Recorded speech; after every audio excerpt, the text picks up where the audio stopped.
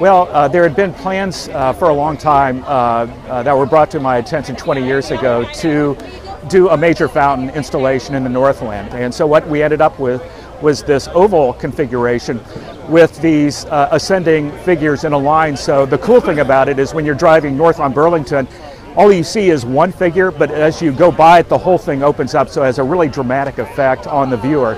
In addition to that, 3 of the figures are actually, the models for the figures were from the Northland. They were children at the time, they've grown up since then, and so that was significant too. And I found out over the years that people still will approach me and say what a great impact this has had on the Northland and the city, and it continues to do that today. That's me, Leslie Thomas McClung, playing soccer. In 1981, I believe it was, I was all-star goalie for the state, somehow by the numbers. So they decided to cast me as a soccer player.